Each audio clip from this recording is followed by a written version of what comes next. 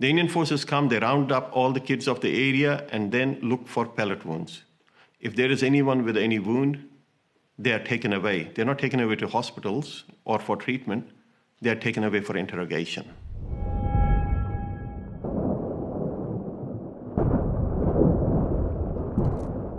Growing up in Kashmir has different perspectives to it. One is life in one of the most beautiful places in the world. It's also referred to as heaven on earth.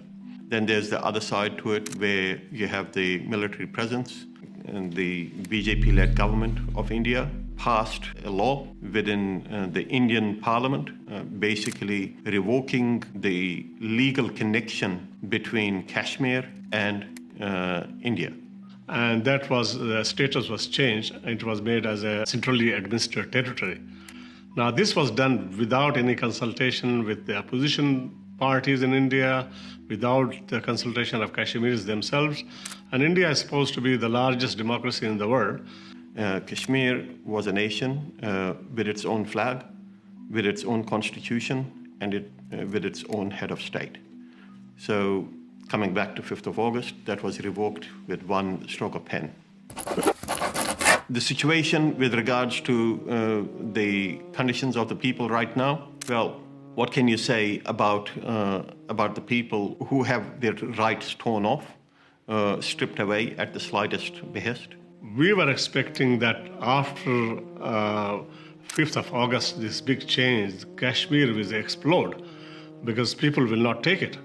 And personally, I was really surprised that nothing has happened, or we don't know what is happening in Kashmir. The way the Indian government has got the Kashmir in lockdown and using all the modern technologies, they have cancelled all the internet connections, phone connections, landline connections.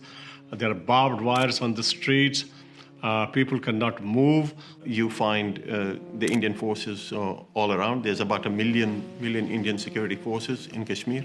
So they have really planned it so well, and they have been highly successful in subduing Kashmir. This Kashmir is completely silent. At night, the Indian forces go into houses and they arrest all the kids. They round them up and check them for pellet wounds. Pellets are used by Indian forces to fire at crowds. They're like a marking, and many people have died and many people have lost their eyesight as a result of that. If there is anyone with any wound, they are taken away. They're not taken away to hospitals or for treatment.